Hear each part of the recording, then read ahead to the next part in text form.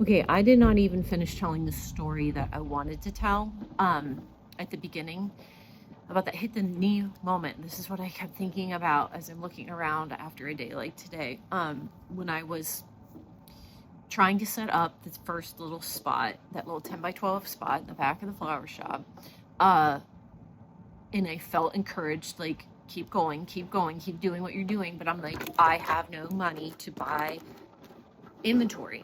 You know, I didn't even have a credit card to put it on. They canceled my credit card. I had no income, no credit. No one would give me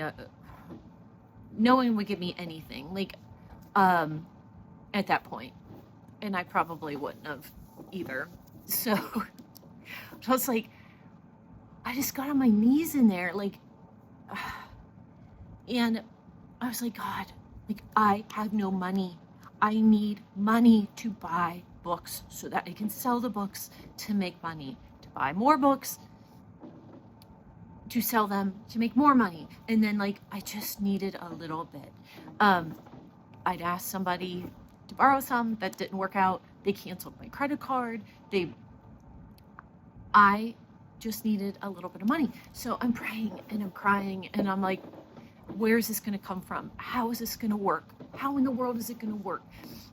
It was a Saturday night, and I went to church the next day, where I was going at the time. God bless Winona Friends, everybody there. Went to the church service, and right afterwards, as I was getting ready to leave, oh, like a mess today, I had a tap on the shoulder, like, and I turn around, and this young, yeah, everyone's young to me now, right? Younger guy, who was holding something in his hand, and he said, "This might seem strange, but I felt like the Lord told me to give this to you. My wife and I have been praying for a while about who to bless, and we wanted to bless somebody, and we didn't know who, and God told me just now it was you." And he handed me a wad of money. It was a lot. I immediately knew, like, God just answered my prayer from last night.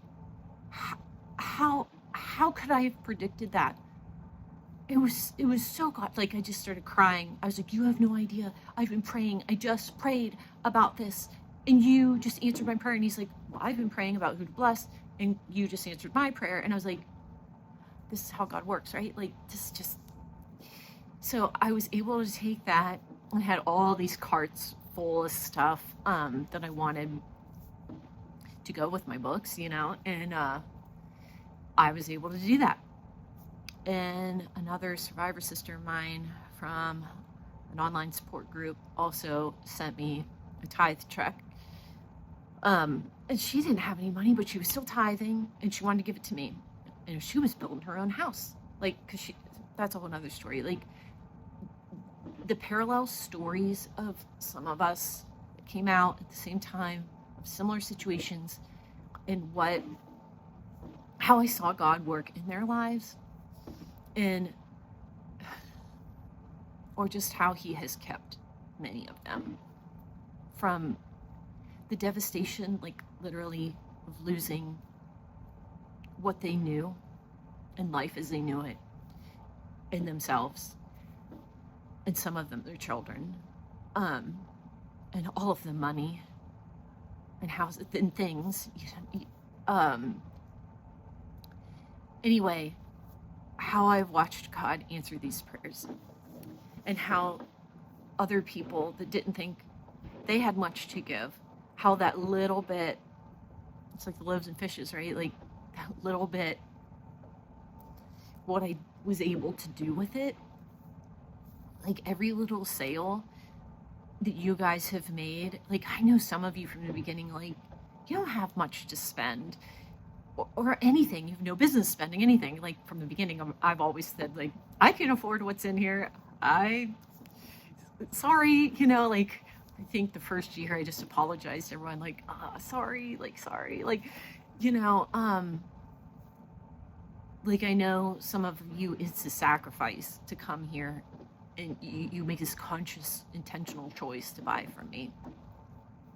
And so many people have done that along the way. I mean, there's some people early on that like bought stuff from me. I think said keep the change, and it was hundreds. And they said help buy your kids Christmas, take your kids to dinner. Like,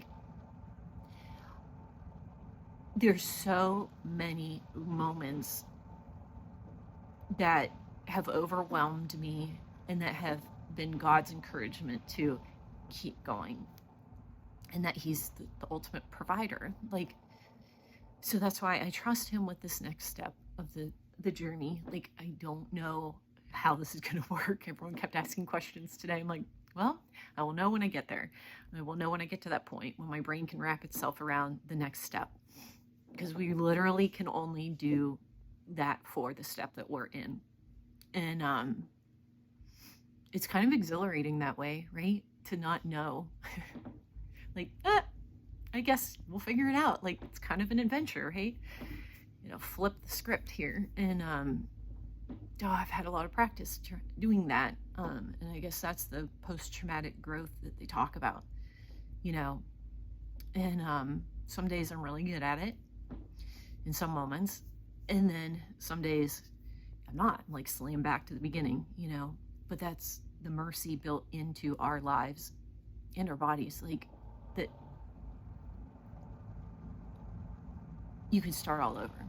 Like, every day you can start again. It doesn't matter how many times you started and you stopped for whatever reason.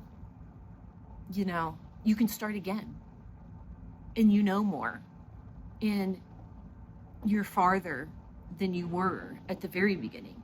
And so sometimes, like today, moments like today, I need to stop and look back and be reminded. I mean, that's the Israelites, like, their journey out of their Egypt.